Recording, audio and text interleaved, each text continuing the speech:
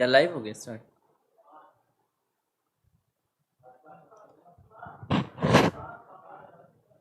मैं शेयर नहीं किया भाई, शेयर करने जा रहा था। कर दूं?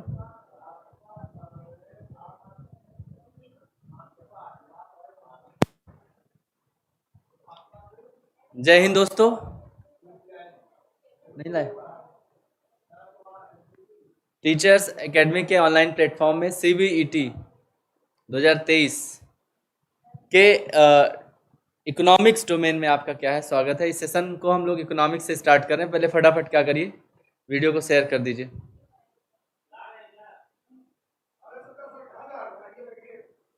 ठीक है, फटाफट शेयर करिए, जिनको ज्वाइन करना है जल्दी से ज्वाइन हो जाए।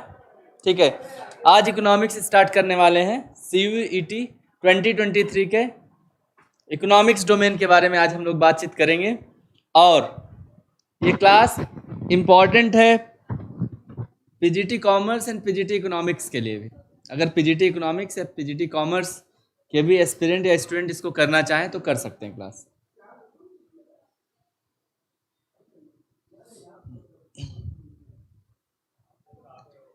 चलिए वीडियो शेयर करिए फटाफट।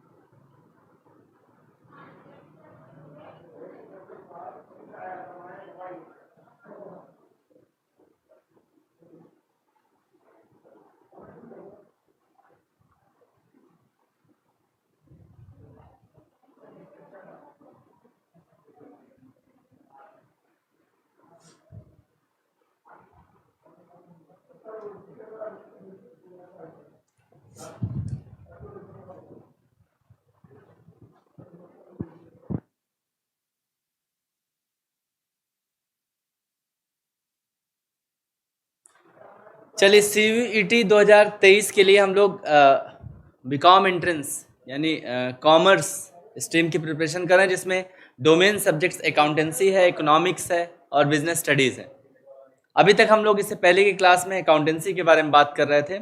आज हम लोग की पहली क्लास है इकोनॉमिक्स से रिलेटेड, इकोनॉमिक्स डोमेन की बात करने जा रहे हैं।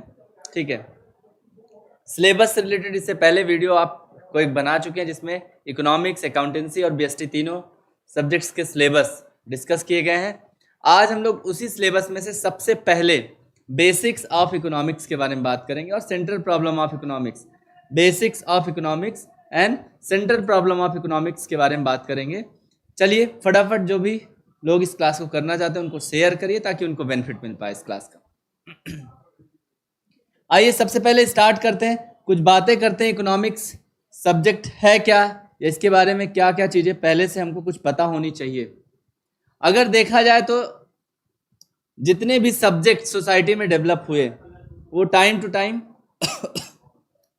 टाइम जैसे ह्यूमन बीइंग सिविलाइज्ड होते गए, सोसाइटी जो है सिविलाइज्ड होती गई, वैसे वैसे टाइम टू टाइम सब्जेक्ट्स बहुत सारे आते गए।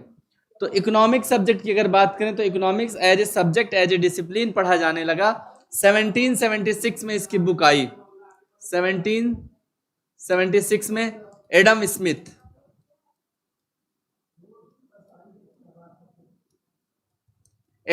की book nature and causes of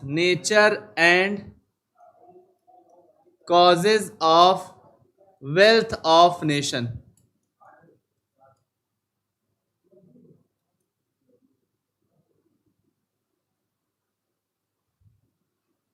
wealth of nation.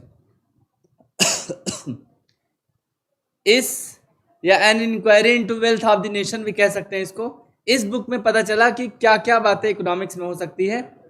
अब कहने का मतलब यह है कि सब्जेक्ट हमारा बहुत पुराना नहीं है, बहुत पहले का सब्जेक्ट नहीं है। सब्जेक्ट हमारा अभी लगभग जो है 350 साल से लगभग पढ़ा जाने वाला सब्जेक्ट है। तो इसके अंदर क्या क्या बातें डेवलप हुई हैं, क्या क्या बातें हम लोग को पढ़ना है, कैसे पढ़ना है, इसके बारे में आइए हम लोग बात करते हैं। चलिए अगर इकोनॉमिक्स की बात करें तो इकोनॉमिक्स पढ़ने से पहले हम लोग को दो बातें पढ़नी होती है। एक होता है, सबसे पहले हमको समझना होता है रिसोर्सेज का मतलब। किसका मतलब समझना पड़ेगा? रिसोर्सेज का मतलब। और दूसरी तरफ हम लोग रखेंगे किसको? वांट्स को। देखिए ध्यान से बात समझते हैं कि रिसोर्सेज और वांट्स को क्यों पढ़ना क्या है, इंपॉर्टेंट है। सबसे पहले हम लोग रिसोर्स के बारे में बात करने जा रहे हैं। तो रिसोर्स की मीनिंग की अगर हम बात करें तो क्या मतलब होता है? वो चीजें जो हमारी नीड या वांट को सेटिस्फाई करती हैं। All those things which satisfies need and wants of human being. Human beings की नीड या वांट को सेटिस्फाई करने वाली कोई भी चीज को क्या कहा जा सकता है? रिसोर्स कहा जा सकता है।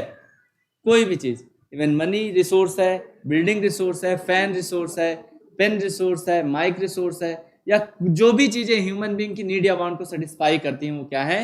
रिसोर्स है। अगर हम रिसोर्सेज के नेचर की बात करें तो नेचर में सबसे पहला, वेदर ये क्या है? लिमिटेड है या अनलिमिटेड है?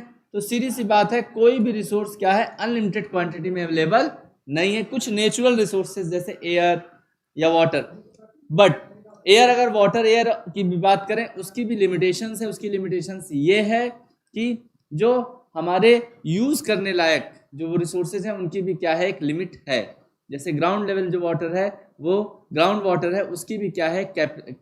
एक मैक्सिमम लिमिट है। ठीक है, ऐसा नहीं कि अनलिमिटेड क्वांटिटी में हमारे पास अवेलेबल है। तो कहने का मतलब रिसोर्सेज सबसे पहले हमको पता चला कि वो क्या है? लिमिटेड है। फिर अगर हम बात करें रिसोर्सेज लिमिटेड होने के बाद क्या उनके मल्टीपल यूजेस हैं? हाँ, जो रिसोर्सेज हैं उनके क्या हैं? मल्टीपल यूजेस हैं। ध्यान से बात आप समझिए। मल्टीपल यूजेस का मतलब है रिसोर्सेज हैव अल्टरनेटिव यूजेस। इसको क्या कह सकते हैं? अल्टरनेटिव यूजेस कह सकते हैं। अब आप इस बात को समझिए,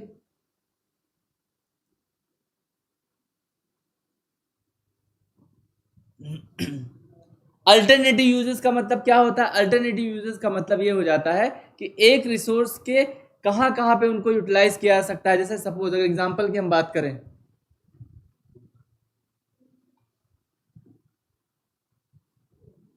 अगर हम एग्जांपल की बात करें तो फैन या एसी हमारे लिए अगर रिसोर्स है तो ये फैन या एसी कहां कहां यूज हो सकता है? सीधी सी बात है, इस फैन को हम किसी भी रूम में लगा सकते हैं, ऑफिस में लगा सकते हैं, क्लासरूम में लगा सकते हैं, ड्राइंग रूम में। तो मल्टीपल यूजेस हुआ। तो रिसोर्सेज, अगर रिसोर्सेज को कई जगह यूज किया जा सकता है, पहली बात आ गई। दूसरी बात, उनकी क्वांटिटी क्या है? लिमिटेड है। मतलब उनकी जो अवेलेबिलिटी है वो क्या है? लिमिटेड अवेलेबिलिटी ऑफ रिसोर्सेज है। अगर इसी कंटेक्स्ट में हम लोग वांट्स की बात कर लेते हैं, ठीक है, अगर हम लोग वांट्स की बात कर लेते हैं, आवश्यकता की बात कर लेते हैं, तो सबसे पहले हमारी वांट्स क्या है? अनलिमिटेड है। एक वांट हमारी सेटिस्फाइड होती है, दूसरी वांट जनरेट होती है। ठीक है, तो वांट्स क्या है? अनलिमिटेड है। और दूसरी अगर हम बात करें तो अर्जेंसी ऑफ वांट्स क्या है? डिफरेंट है। अर्जेंसी ऑफ वांट्स, किसी भी वांट की जो अर्जेंसी लेवल है वो अलग है। डिफरेंट अर्जेंसी लेवल की वांट्स है। जैसे अगर आप स्पोर्ट्स ग्राउंड में, आपका मैच चल रहा है और उस समय आपको बहुत तेज प्यास लगी, पानी पीने की इच्छा हुई, तो आप पहले अपने गेम को कंप्लीट करेंगे, ना कि पहले पानी पिएंगे। तो वहां पे दो वांट्स आपकी आई। जो गेम आप खेल रहे हैं वो एक वांट आपकी वांट है, दूसरी आपकी वांट क्या हो रही है कि कुछ आपको खाने पीने का मन कर रहा है। तो खाने पीने की वांट को आप सेकेंड स्थान पे दे रहे हैं, मतलब कम प्रियोरिटी दे रहे हैं इन कंपेरिजन टू आप अपने स्पोर्ट्स को कंप्लीट करने के, गेम को या मैच को कंप्लीट करने की प्रियोरिटी को पहले रख रहे हैं। तो कहने का मतलब हर वांट की प्रियोरिटी क्या है? अलग अलग है। और उन वांट्स जो है वो क्या है? अनलिमिटेड है। यहाँ पे प्रियोरिटी की बात हम लोग कर रहे हैं। किसकी बात कर रहे हैं? प्रियोरिटीज। चलिए, बातें समझने वाली जो अभी तक हो पाई वो ये हो पाई कि रिसोर्स जो होते हैं वो क्या है? लिमिटेड क्वांटिटी में अवेलेबल है। और रिसोर्सेज के जो यूजेस हैं वो मल्टीपल यूजेस हैं, alternative uses of resources. Resources को कई जगह यूज किया जा सकता है। और अगर हम बात करें किसकी? वांट्स की। अगर हम लोग वांट्स की बात करें तो वांट्स हमारे पास क्या है? वांट्स हमारे पास अनलिमिटेड है। और अर्जेंसी ऑफ वांट क्या है? डिफरेंट है। अर्जेंसी का मतलब होता है प्रियोरिटी। हर वांट की प्रियोरिटी अलग अलग होती है। जैसे एक ही पॉइंट ऑफ टाइम पे किसी एक समय में दो या दो से ज्यादा वांट्स आपकी हो सकती हैं। जैसे सपोज करिए आपके पास 20 रुपीज हैं, आपको मैंगो शेक भी पीने का मन कर रहा है, आपके पास पेन भी नहीं है, तो आपकी दो वांट जनरेट हुई, एक मैंगो शेक की और एक दूसरी पेन की। तो आप किसको प्रियोरिटी देना चाहेंगे? हो सकता है कुछ लोग मैंगो शेक को प्रियोरिटी दें, लेकिन अगर आपकी रिक्वायरमेंट क्या है? पेन और मैंगो शेक में, तो पहले आप पेन को प्रियोरिटी देंगे नॉर्मली। तो कुल मिला के बात यह है कि वांट्स की जो प्रायोरिटी या अर्जेंसी होती है वो अलग अलग होती है, और वांट्स क्या है, अनलिमिटेड है। अगर इसको आप ध्यान से देखें, रिसोर्सेज को और वांट्स को, तो दोनों के कैरेक्टरिस्टिक्स में काफी क्या है, कंट्राडिक्शन है। कंट्राडिक्शन मतलब एक दूसरे के जस्ट अपोजिट कैरेक्टरिस्टिक्स वाले चीजें हैं दोनों। इसकी वांट्स, रिसोर्सेज क्या है, लिमिटेड है, वांट्स अनलिमिटेड है, इनके मल्टीपल यूजेस हैं, और इनकी अर्जेंसी क्या है, वो डिफरेंट है। बस इसी वजह से इकोनॉमिक सब्जेक्ट का बर्थ हुआ। इकोनॉमिक सब्जेक्ट जो बना या आज हम लोग इकोनॉमिक्स पढ़ रहे हैं, उसका जो रूट कॉज है, रूट कॉज मतलब जो बेसिक रीजन है वो क्या है, यही कि हमारे पास जो रिसोर्सेज अवेलेबल हैं वो क्या है, लिमिटेड है, और उनके मल्टीपल या अल्टरनेटिव यूजेस हैं, और जो हमारे पास हमारी वांट्स हैं वो क्या है, अनलिमिटेड है, और उनकी अर्जेंसी या प्रायोरिटीज क्या है, डिफरेंट है।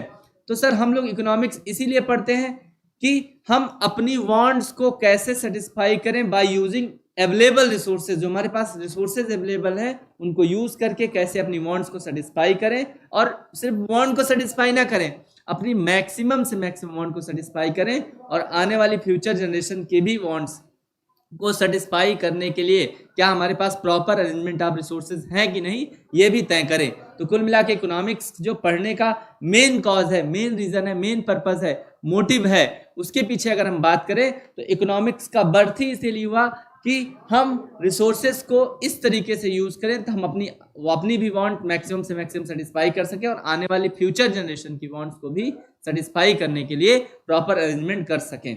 तो आइए इकोनॉमिक्स को आज हम लोग स्टार्ट करते हैं। इकोनॉमिक्स में क्या क्या पढ़ना है, कैसे पढ़ना है, उसको आइए हम समझते हैं। सीयूईटी के पर्पस से अगर हम बात करें तो 11th और 12th का मिक्स सिलेबस है आपके सीयूईटी के सिलेबस में, ठीक है। पीजीटी इकोनॉमिक्स और पीजीटी कॉमर्स देने वाले स्टूडेंट या एस्पिरेंट भी इस क्लास को कर सकते हैं, ताकि वो यहाँ पे देख पाए कि कौन कौन से कॉन्सेप्ट को कहाँ कहाँ कैसे यूज किया जा रहा है। अगर हम इकोनॉमिक्स की बात करें तो इकोनॉमिक्स सब्जेक्ट,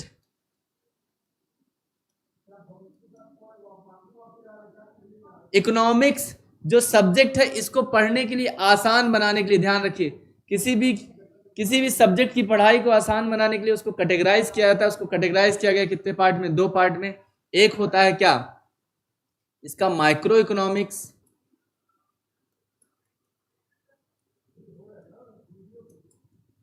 और एक क्या होता है, मैक्रो इकोनॉमिक्स। अभी दोनों की हम लोग डिटेल में बात करेंगे कि माइक्रो इकोनॉमिक्स किसको कहते हैं या मैक्रो इकोनॉमिक्स किसको कहते हैं।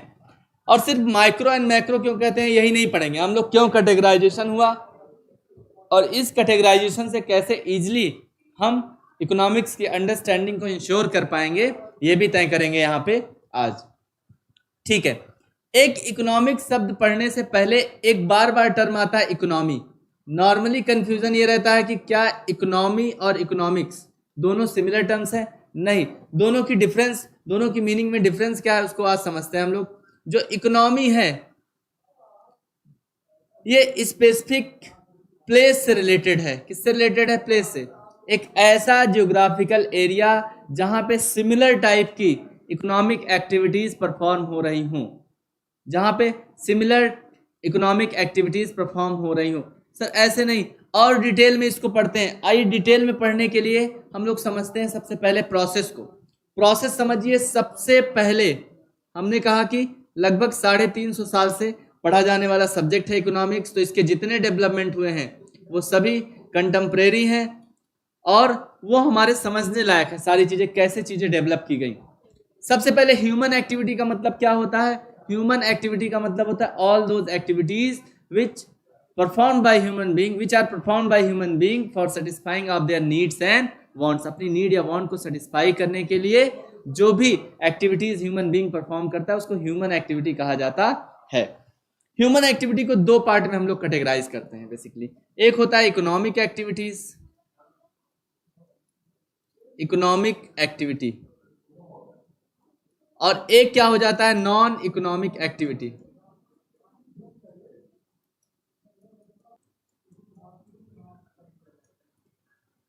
इकोनॉमिक एक्टिविटी है, नॉन इकोनॉमिक एक्टिविटी, इन दोनों का मतलब समझ लेते हैं।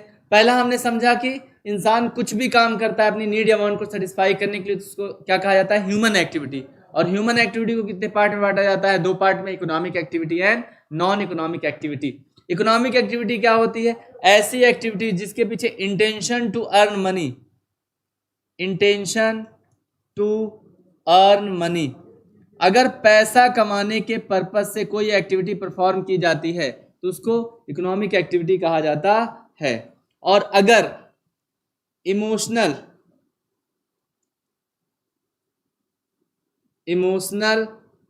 एंड साइकोलॉजिकल सेटिस्फैक्शन के लिए, अगर इमोशनल एंड साइकोलॉजिकल सेटिस्फैक्शन के लिए कोई एक्टिविटी परफॉर्म की जाती है तो उसको क्या कहते हैं हम लोग? नॉन इकोनॉमिक एक्टिविटी कहते हैं। इमोशनल एंड साइकोलॉजिकल सेटिस्फैक्शन के पर्पस से। एग्जांपल समझ लेते हैं। इकोनॉमिक एक्टिविटी में बिजनेस है, कोई प्रोफेशन है, कोई एम्प्लॉयमेंट है, ठीक है। एक डॉक्टर अपने पेशेंट को देख रहा है, एक टीचर स्टूडेंट्स को पढ़ा रहा है, एक कह सकते हैं शॉपकीपर अपनी शॉप चला रहा है, एक रिक्शा वाला एक ऑटो रिक्शा चला रहा है। ये सारी एक्टिविटी जिसके पीछे इंटेंशन हमारा क्या है? मनी अर्न करना, वो क्या है? इकोनॉमिक एक्टिविटी में आ जाता है। नॉन इकोनॉमिक एक्टिविटी में क्या आ जाएगा? ऐसी एक्टिविटी जिसके पीछे हमारा इंटेंशन क्या है? इमोशनल या साइकोलॉजिकल सेटिस्फैक्शन, ठीक है। जैसे हम अगर प्रेयर करते हैं तो वो क्या है? हमारे इमोशनल या साइकोलॉजिकल सेटिस्फैक्शन की वजह से हम करते हैं। अगर हम किसी पुअर पर्सन की हेल्प करते हैं तो वो भी क्या है? कहीं ना कहीं हमको एक अलग उससे सेटिस्फैक्शन मिलता है, या हम अपने इमोशनल सेटिस्फैक्शन के पर्पस से अपने दोस्त की हेल्प करते हैं। ये सारी चीजें क्या है? नॉन इकोनॉमिक एक्टिविटीज के एग्जांपल्स हो जाते हैं। चलिए, इकोनॉमिक एक्टिविटीज और नॉन इकोनॉमिक एक्टिविटीज अगर आपने समझ लिया तो इकोनॉमिक एक्टिविटीज को अगर हम कहें बेसिक इकोनॉमिक एक्टिविटीज क्या होती हैं? बेसिक, दूसरे पेज में हम लोग कर लेते हैं बेसिक इकोनॉमिक एक्टिविटीज।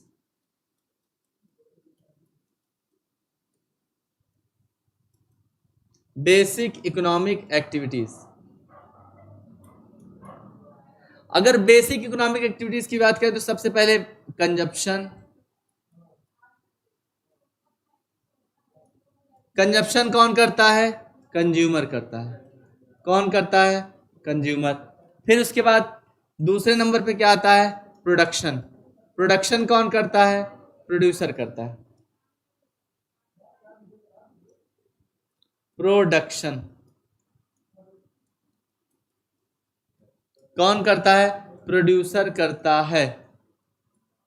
और फिर अगर हम बात करें तीसरे नंबर पे डिस्ट्रीब्यूशन।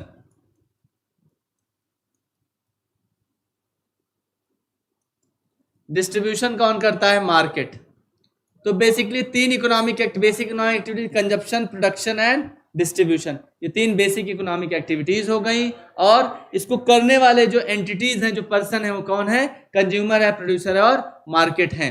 तो कहने का मतलब इकोनॉमिक्स हमारी लगभग रोटेट करती है इन्हीं तीनों के पीछे, consumer, production and market. Consumer, producer and market, basic economic activities के इन्हीं चारों तरफ जो है पूरी इकोनॉमिक्स रोटेट करती रहती है, राउंड करती रहती है।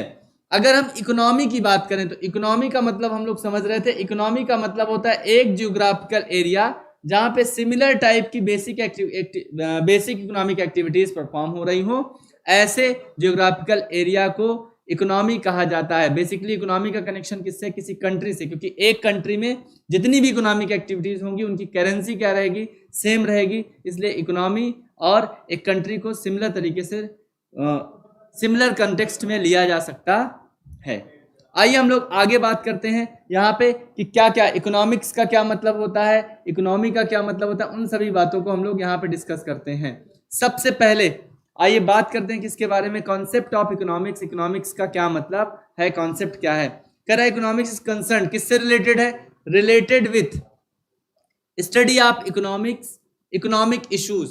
किससे रिलेटेड है? Economic issues. हमने कहा इकोनॉमिक इश्यूज क्या होते हैं? रिसोर्सेज एंड वांट्स की वजह से जो भी प्रॉब्लम अराइज होती है उनको इकोनॉमिक इश्यूज कहा जाता है, या प्रॉब्लम्स इकोनॉमिक प्रॉब्लम कहा जाता है।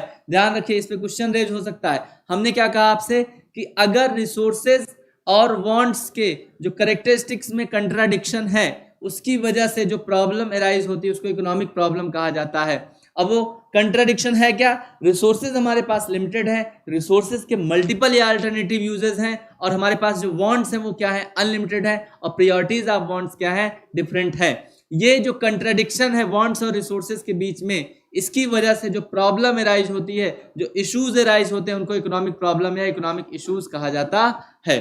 तो कह रहा है that arises because of the fact that resources are क्या कह रहा है, स्केयर्स। स्केयर्स मतलब लिमिटेड है in relation to our want, जितनी हमारी वांट्स है उसके कंपैरिजन में हमारे रिसोर्सेज क्या है, लिमिटेड है। और इसके अलावा रिसोर्सेज के क्या है, अल्टरनेटिव यूजेस हैं। इसी वजह से इकोनॉमिक प्रॉब्लम अराइज होती है और इसी इकोनॉमिक प्रॉब्लम को स्टडी करना, उसको सॉल्व करना ही हमारी क्या है, इकोनॉमिक्स का मेन पर्पस है, मेन मोटिव है। आगे बात करते हैं हम लोग, कह रहे हैं economics focuses on the rational management of, rational management important बात है, rational management of scarce resources.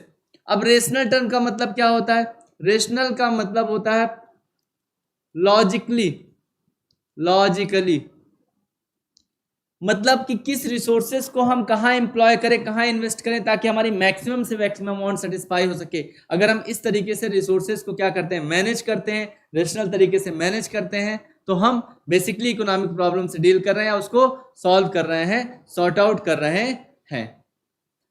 फिर कह रहा है कि केवल हम क्या अपने वेलफेयर को मैक्सिमाइज तो करना ही करना है, ठीक है। इसलिए कह रहा है कि economics is about making choices in the backdrop of scarcity, choices in the backdrop of scarcity, मतलब हम कैसे कौन से रिसोर्स को यूज करके कौन सी वांट अपनी सेटिस्फाई करें। चॉइस मेकिंग, जो मार्शल ने कहा कि economics is the art of या साइंस ऑफ चॉइस मेकिंग, तो उन्होंने क्या कहा, डिफरेंट रिसोर्सेज को यूज करके कैसे अपने मैक्सिमम से मैक्सिमम वांट को सेटिस्फाई करना है, ये इकोनॉमिक्स का बेसिक मोटिव है, बेसिक पर्पस है। उसी के बारे में हम लोग यहाँ पढ़े। सब्जेक्ट मैटर ऑफ, अगर हम इकोनॉमिक्स की बात करें, हमने कहा कि सब्जेक्ट मैटर का मतलब कि इसके कंटेंट क्या क्या होंगे इकोनॉमिक्स के, इसके अंदर हम लोग क्या क्या पढ़ने वाले हैं। अगर हम बात करें कि इसके अंदर हम लोग क्या क्या पढ़ने वाले हैं, तो बेसिकली इकोनॉमिक्स की पढ़ाई को for the ease of study of economics, economics की पढ़ाई को आसान बनाने के लिए, इकोनॉमिक्स की पढ़ाई को आसान बनाने के लिए इसको दो पार्ट में डिवाइड किया गया। एक पार्ट का नाम हो गया माइक्रो इकोनॉमिक्स और दूसरे पार्ट का नाम क्या हो गया, मैक्रो इकोनॉमिक्स। अब माइक्रो इकोनॉमिक्स का मतलब क्या होता है, मैक्रो इकोनॉमिक्स का मतलब क्या होता है, उसको हम लोग यहाँ पे अच्छे से समझते हैं। देखिए बेसिकली माइक्रो का मतलब आप क्या समझते हैं, स्मॉल। माइक्रो का मतलब क्या होता है, स्मॉल। अभी हमने कहा कि बेसिक इकोनॉमिक एक्टिविटीज क्या क्या होती हैं, तो बेसिक इकोनॉमिक एक्टिविटीज क्या होती हैं, कंजप्शन, प्रोडक्शन और डिस्ट्रीब्यूशन। और इनको करता कौन है, कंजप्शन करने वाला कौन होता है, कंज्यूमर, प्रोडक्शन करने वाला कौन होता है, प्रोड्यूसर, और डिस्ट्रीब्यूशन का काम कौन करता है, मार्केट। तो बेसिकली अगर हम कंज्यूमर, प्रोड्यूसर, मार्केट, ये सारी यूनिट्स जो इकोनॉमी की होती हैं, इकोनॉमी हमारी किससे बनती है, वेरियस इकोनॉमिक एक्टिविटीज से। तो ये जो डिफरेंट यूनिट्स हैं किसी इकोनॉमी के, इन यूनिट्स के बारे में अगर हम इंडिविजुअली स्टडी करते हैं तो उसको कहा जाता है माइक्रो इकोनॉमिक्स। मतलब अगर कोई पूरा ढांचा है उसके एक एक पार्ट की आप स्टडी कर रहे हैं तो उसको क्या माइक्रो लेवल पे आप स्टडी कर रहे हैं। और अगर पूरा एज ए होल स्टडी कर रहे हैं, कंप्लीटली उसके बारे में आप पढ़ रहे हैं, तो किसकी बात कर रहे हैं आप, मैक्रो की बात कर रहे हैं। तो माइक्रो का मतलब होता है बेसिकली स्मॉल, और स्मॉल का मतलब होता है हम किसी इकोनॉमी की जब इंडिविजुअल यूनिट्स के बारे में स्टडी करते हैं, किसी इकोनॉमी की इंडिविजुअल यूनिट्स होती क्या क्या है, कंज्यूमर, प्रोड्यूसर और मार्केट, इनके बारे में बेसिकली हम लोग स्टडी करते हैं, तो उसको माइक्रो इकोनॉमिक्स कहा जाता है। एकदम बस क्लियर कट दिमाग में आपको बात रखनी है। क्या क्लियर कट दिमाग में बात रखनी है, अगर किसी इकोनॉमी की individual units such as consumer, producer या मार्केट, इसके बारे में हम लोग स्टडी करते हैं तो उसको क्या कहा जाता है, माइक्रो इकोनॉमिक्स कहा जाता है। चलिए आगे बढ़ते हैं हम लोग। यहाँ पे क्या लिखा हुआ है, माइक्रो इकोनॉमिक्स का मतलब कह रहा है micro economics is that branch of economics, branch of economics है जिसमें क्या करते हैं हम लोग, deals with economic issues at the level of an individual. देखिए क्या कह रहा है, एन इंडिविजुअल लेवल पे, इंडिविजुअल लेवल का मतलब बेसिक इकोनॉमिक एक्टिविटीज वही तीनों, कौन सी, कंजप्शन, प्रोडक्शन और डिस्ट्रीब्यूशन, और उनको करने वाला कौन है, कंज्यूमर, प्रोड्यूसर और मार्केट। तो कंज्यूमर, प्रोड्यूसर और market, an individual person, an individual firms output, और कह रहा है an individual industry, an individual market, consumers demand. अब बताइए अगर हम कंज्यूमर से रिलेटेड बात करें तो कंज्यूमर क्या क्या कंज्यूमर डिमांड करता है, तो कंज्यूमर की डिमांड पढ़ना भी किसका पार्ट हो जाएगा, माइक्रो इकोनॉमिक्स का पार्ट हो जाएगा। फिर अगर प्रोड्यूसर्स की बात करें तो प्रोड्यूसर्स क्या करता है, सप्लाई करता है, तो सप्लाई के एस्पेक्ट को पढ़ रहे हैं तो वो भी क्या हो जाएगा, माइक्रो इकोनॉमिक्स हो जाएगा। अगर हम मार्केट की बात करें तो मार्केट में भी क्या होता है, डिमांड एंड सप्लाई दोनों फैक्टर्स काम करते हैं, तो वो भी किसका पार्ट हो जाएगा, माइक्रो इकोनॉमिक्स का पार्ट हो जाएगा। और फिर बहुत सारे एस्पेक्ट कंज्यूमर, प्रोड्यूसर और मार्केट से, जैसे प्रोड्यूसर के पॉइंट ऑफ व्यू से कहें तो उसकी कॉस्ट कितनी आई, उसका रेवेन्यू कितना आया, सप्लाई में चेंजेस किस वजह से आ रहे हैं, डिमांड में चेंजेस किस वजह से आ रहे हैं, कंज्यूमर कहाँ पे मोस्ट सेटिस्फाइड हो रहा है, प्रोड्यूसर कहाँ पे मोस्ट सेटिस्फाइड हो रहा है, ये सारी बातें, ये सारी चीजें स्टडी करना किसका पार्ट हो जाएगा, माइक्रो इकोनॉमिक्स का पार्ट हो जाएगा। मतलब माइक्रो इकोनॉमिक्स में सर हम लोग क्या करते हैं, माइक्रो इकोनॉमिक्स में हम लोग किसी इकोनॉमी के इंडिविजुअल यूनिट्स की स्टडी करते हैं। कह रहा है these are termed as micro economics variables, micro economics studies how price of goods, goods का प्राइस कैसे या सर्विसेज का प्राइस कैसे डिसाइड करना है, फैक्टर्स ऑफ प्रोडक्शन, जिन चीजों से प्रोडक्शन किया जा रहा है, रॉ मटेरियल है, इलेक्ट्रिसिटी है, फ्यूल है, उसका कैसे प्राइस डिसाइड किया जाएगा। और फिर हम लोग इसके अंदर बेसिकली क्या क्या पढ़ने वाले हैं, theory of consumer behaviour, theory of price. Micro economics के अंडर में हम क्या पढ़ने वाले हैं, थ्योरी ऑफ कंज्यूमर बिहेवियर और थ्योरी ऑफ क्या, प्राइस। और अगर हम बात करें तो क्या, अगर हम बात करें तो थ्योरी ऑफ प्रोड्यूसर बिहेवियर भी हम लोग इसी के अंदर पढ़ने वाले हैं। तो micro economics is concern with the determination of output and price of individual, ये इंपॉर्टेंट बात है, ध्यान से देखिए, output and price of an individual firms और इंडस्ट्री।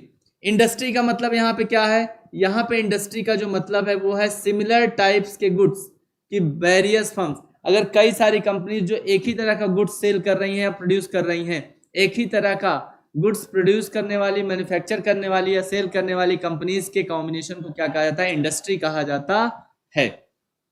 तो कहने का मतलब माइक्रो इकोनॉमिक्स के अंडर में हम लोग क्या पढ़ते हैं, माइक्रो इकोनॉमिक्स में हम लोग पढ़ते हैं कि कैसे किसी क्या कहते हैं, किसी इंडस्ट्री में या किसी फर्म का कैसे आउटपुट का और कैसे उसके गुड्स का प्राइस डिसाइड किया जा सकता है। कहने का मतलब किसी इंडस्ट्री या किसी फर्म के जो वो प्रोडक्शन कर रहा है, जिस चीज़ों से उसके जो फैक्टर्स ऑफ प्रोडक्शन लग रहे हैं, रॉ मटेरियल्स लग रहे हैं, उनका प्राइस कैसे डिसाइड किया जाए, और जब वो रॉ मटेरियल्स को फिनिश गुड्स में कन्वर्ट कर देगा तो उनको बेचने के लिए किस तरह का प्राइस, कैसे प्राइस डिसाइड किया जाए, इन सभी चीज़ों की स्टडी जब करते हैं हम लोग तो कहाँ क्या करते हैं, माइक्रो इकोनॉमिक्स की पढ़ाई करते हैं। तो माइक्रो इकोनॉमिक्स हो गया। अब आते हैं हम लोग मैक्रो इकोनॉमिक्स।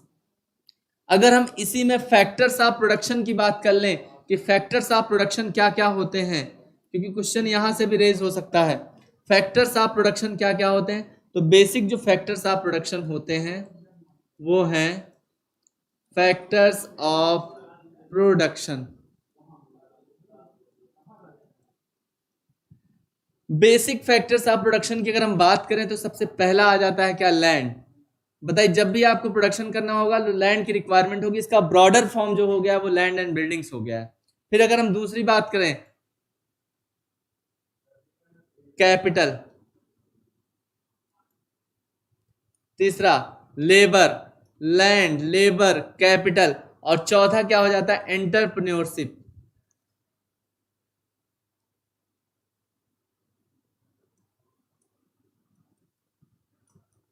एंटरप्रेन्योरशिप।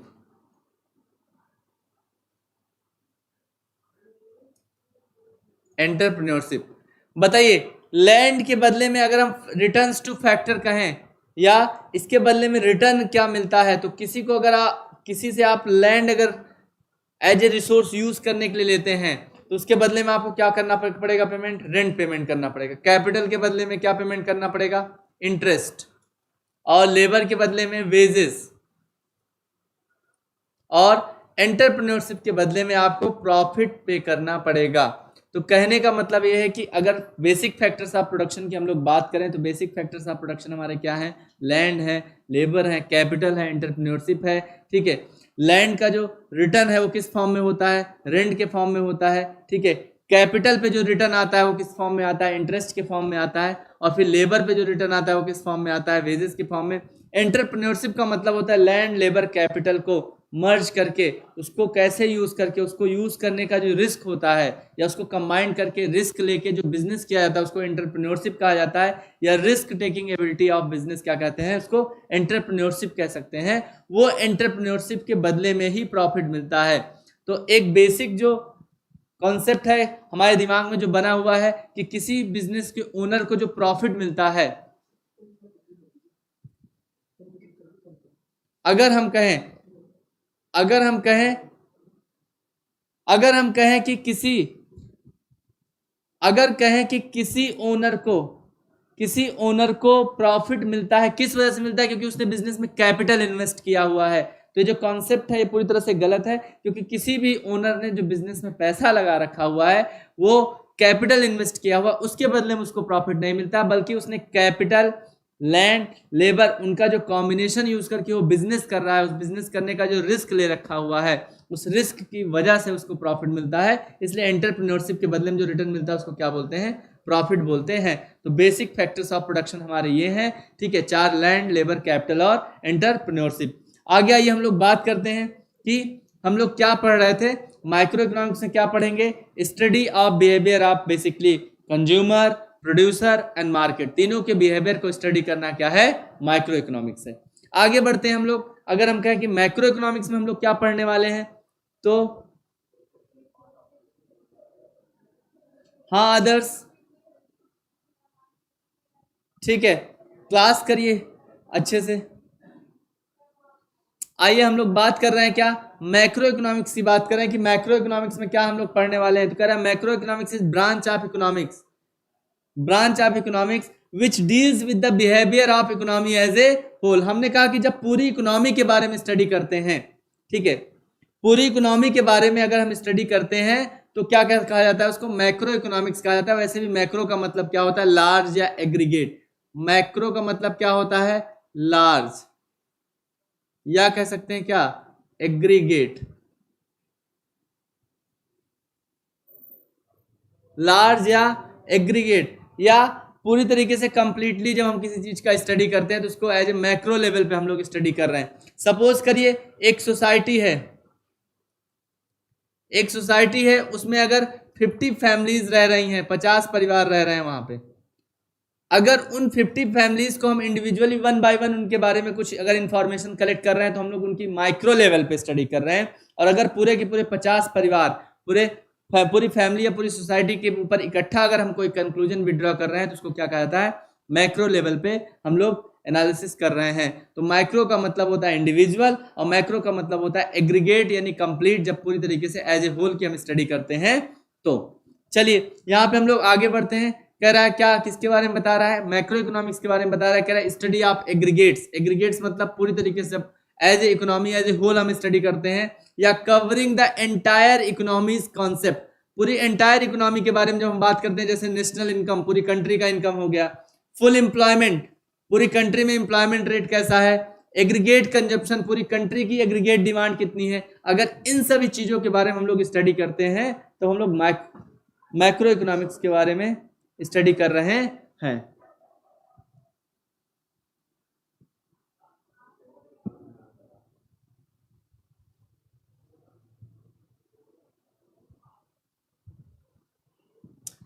चलिए अगर हम लोग मैक्रो इकोनॉमिक्स में कहें कि इसके अंदर क्या क्या चीजें, कंटेंट ऑफ मैक्रो इकोनॉमिक्स क्या क्या हो सकता है, तो अगर हम बात करें तो theory of multiplier, investment multipliers के बारे में अगर हम स्टडी करते हैं कि हमारी इकोनॉमी में कोई इन्वेस्टमेंट होता है या कोई सेविंग्स होती है तो कितने टाइम्स वो इन्वेस्टमेंट में कन्वर्ट हो जाती है, या हमारी इनकम का कितना पार्ट इन्वेस्ट होता है तो कितने टाइम्स हमारा इन्वेस्टमेंट बढ़ जाता है। तो कहने का मतलब पूरी कंट्री की इनकम या नेशनल इनकम के बारे में स्टडी करते हैं, पूरी कंट्री की डिमांड, एग्रीगेट डिमांड के बारे में स्टडी करते हैं, पूरी इकोनॉमी की सप्लाई, एग्रीगेट सप्लाई के बारे में स्टडी करते हैं। तो हम लोग किससे डील कर रहे हैं? मैक्रो इकोनॉमिक्स से डील कर रहे हैं। या अगर पूरी इकोनॉमी की बैंकिंग सिस्टम के बारे में बात कर रहे हैं, इकोनॉमी के बजट के बारे में बात कर रहे हैं, अगर इकोनॉमी की करेंसी की वैल्यू के बारे में बात कर रहे हैं, ये सारी चीजें किससे रिलेटेड है? मैक्रो इकोनॉमिक्स का कॉन्सेप्ट है। और मैक्रो इकोनॉमिक्स का मतलब होता है इकोनॉमी एज ए होल। जब हम पूरी इकोनॉमी को कंप्लीटली एग्रीगेट फॉर्म में अगर स्टडी करते हैं तो उसको मैक्रो इकोनॉमिक्स कहा जाता है। गवर्नमेंट बजट भी इसी का पार्ट होता है। चलिए आगे बढ़ते हैं। अगर हम बात करें इसके तो BOP, balance of payment, international transaction जिस स्टेटमेंट में रिकॉर्ड होता है उसको बैलेंस ऑफ पेमेंट कहा जाता है। Equilibrium level of output and economic employment, theory of inflationary and deflationary gap, ये सारी चीजें किससे रिलेटेड है? ये सारी चीजें मैक्रो इकोनॉमिक्स से रिलेटेड है, क्योंकि पूरी इकोनॉमी के बारे में हमको यहाँ पे पढ़ना पड़ेगा। अगर हम बात करें कि नेचर ऑफ इकोनॉमिक्स क्या है, नेचर ऑफ इकोनॉमिक्स, ध्यान रखिए जब भी नेचर ऑफ इकोनॉमिक्स बोले या नेचर ऑफ किसी भी सब्जेक्ट के बारे में बात करें तो आपको देखना है क्या उसकी कॉन्सेप्ट या उसकी थ्योरीज आर्ट से रिलेटेड है या साइंस से रिलेटेड है। अब किसी भी चीज को साइंस कब कहेंगे, किसी भी चीज को आर्ट कब कहेंगे, इसको भी हमको समझना इंपॉर्टेंट है। किसी भी चीज में अगर कुछ कॉन्सेप्ट्स होंगे और कॉन्सेप्ट्स का एप्लीकेशन होगा और कॉन्सेप्ट्स के एप्लीकेशन के साथ साथ उसमें कुछ इनोवेशन हो सकता है, कुछ क्रिएटिविटी हो सकती है, तो उसको आर्ट कहा जाता है। हमने कहा आर्ट में कितनी बातें आपको ध्यान देना है। किसी भी सब्जेक्ट को आर्ट कब कहेंगे, जब नंबर 1 उसमें क्या बातें होंगी, सबसे पहली बात उसमें क्या होगी, उसमें कुछ कॉन्सेप्ट्स बताए जाएंगे, ठीक है, कुछ उसकी नॉलेज होगी, ठीक है। दूसरी उसमें क्या बात रहेगी, उस नॉलेज का, उस कॉन्सेप्ट का एप्लीकेशन रहेगा। और तीसरा उस कॉन्सेप्ट का क्या रहेगा, एप्लीकेशन के बाद उसमें कुछ क्रिएटिविटी कर सकते हैं, कुछ इनोवेशन अगर आप कर सकते हैं, कुछ चेंज कर सकते हैं, तो उसको क्या कहा जाता है, आर्ट के सब्जेक्ट कहे जाते हैं। और किसी भी चीज को साइंस कब कहा जाएगा, बॉडी ऑफ नॉलेज साइंस में भी होना जरूरी है, लेकिन सिस्टमैटिक बॉडी ऑफ नॉलेज रहेगा। और जो भी उसके प्रिंसिपल, जो भी बॉडी ऑफ नॉलेज डिराइव की जाएगी, जो भी बॉडी ऑफ नॉलेज बनाया जाएगा, वो प्रिंसिपल बेस्ड होंगे किस पे, एक्सपेरिमेंट पे। प्रिंसिपल बार बार रिपीटेड एक्सपेरिमेंट पे बेस्ड होंगे, बार बार एक्सपेरिमेंट करके एक ही रिजल्ट जब आता है तो उसको प्रिंसिपल कह दिया जाता है साइंस में, तो उसको साइंस कहा जाएगा। और तीसरा, जो साइंस के प्रिंसिपल्स होंगे उनकी यूनिवर्सल एप्लीकेबिलिटी होगी, हर जगह उसको अप्लाई किया जा सकता है। तो कहने का मतलब साइंस किसी सब्जेक्ट को कब कहेंगे, जब उसमें एक सिस्टमैटिक बॉडी ऑफ नॉलेज होगा, principles are based on experiment होंगे और यूनिवर्सल एप्लीकेबिलिटी ऑफ प्रिंसिपल होगा, तो उसको क्या कहा जाएगा, साइंस कहा जाएगा। तो इकोनॉमिक्स को क्या कहा जाता है, साइंस भी कहा जाता है, आर्ट भी कहा जाता है, लेकिन पूरी तरीके से प्योर साइंस नहीं इसको कहा जाता है। इकोनॉमिक्स को प्योर साइंस नहीं कहा जाता है, क्योंकि इसके प्रिंसिपल्स जो है वो कह सकते हैं कि यूनिवर्सल एप्लीकेबिलिटी नहीं है, यूनिवर्सली एप्लीकेबल नहीं है पूरी तरीके से, क्योंकि ह्यूमन नेचर पे बेस्ड है। और जो भी चीजें ह्यूमन नेचर पे बेस्ड होती है वो सिचुएशन और टाइम के साथ, टाइम एंड सिचुएशन के साथ चेंज होती रहती है। इसलिए कह सकते हैं कि nature of economics science as well as art है, बट इकोनॉमिक्स प्योर साइंस नहीं है, प्योर साइंस इसको नहीं कह सकते हैं। अगर हम इसको बात करें तो साइंस किस रेफरेंस में, किस कंटेक्स्ट में इसको साइंस कह सकते हैं, एक पॉजिटिव इकोनॉमिक्स होता है और एक क्या होता है, नॉर्मेटिव इकोनॉमिक्स। दो बातें हम लोग आज यहाँ पे करने वाले हैं, इंपॉर्टेंट बात है, इससे क्वेश्चन 100% रेज होता है, इस बात को ध्यान रखना है। किसके बारे में हम लोग बात करने जा रहे हैं, पॉजिटिव इकोनॉमिक्स और नॉर्मेटिव इकोनॉमिक्स के बारे में बात करने जा रहे हैं। चलिए आइए पॉजिटिव इकोनॉमिक्स के बारे में हम लोग बात कर लेते हैं, नॉर्मेटिव इकोनॉमिक्स। पॉजिटिव इकोनॉमिक्स का मतलब क्या होता है, जब हम किसी इकोनॉमी के एक्चुअल फैक्ट्स के बारे में पढ़ते हैं, जो चीजें एज इट इज अवेलेबल हैं, या जो एक्चुअल सिचुएशन किसी इकोनॉमी की है। जैसे मान लीजिए किसी इकोनॉमी में 25%, 26% पॉवर्टी है, किसी इकोनॉमी में 14% अनएम्प्लॉयमेंट है, किसी इकोनॉमी का बजट 5 लाख करोड़ रुपीस है। तो ये जो एक्चुअल चीजें हम स्टडी कर रहे हैं या रियल सिचुएशन हम लोग स्टडी कर रहे हैं, तो उसको क्या कहा जाता है, ऐसी इकोनॉमिक्स जो हम रियलिस्टिक चीजों की स्टडी करते हैं उसको क्या कहा जाता है, पॉजिटिव इकोनॉमिक्स कहा जाता है। मतलब थिंग्स एज दे आर, ठीक है। व्हाट इज के बारे में जब हम स्टडी करते हैं कि जैसी इकोनॉमी में सिचुएशन है उसी के बारे में स्टडी कर रहे हैं, तो उसको क्या कहा जाता है, पॉजिटिव इकोनॉमिक्स कहा जाता है।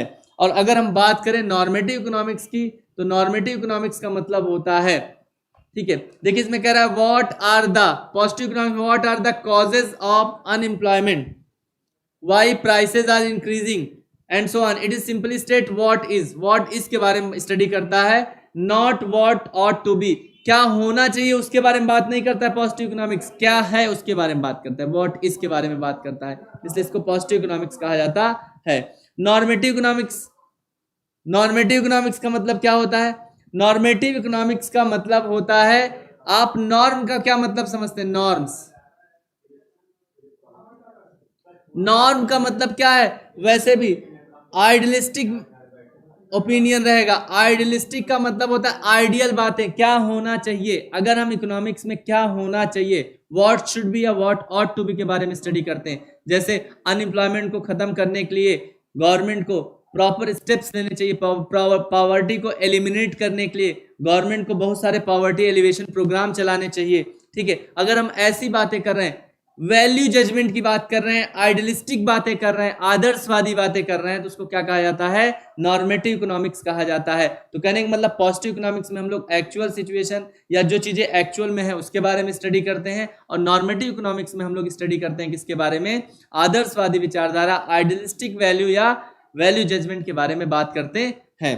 तो कुल मिला के पॉजिटिव इकोनॉमिक्स और नॉर्मेटिव इकोनॉमिक्स के बारे में आपको पता होना चाहिए। इसमें कह रहा है, देखिए, real economic events from moral and ethical angle, moral and ethical angle से यहाँ पे स्टडी करते हैं हम इकोनॉमिक्स, इसलिए इसको क्या कहा जाता है? नॉर्मेटिव इकोनॉमिक्स कहा जाता है।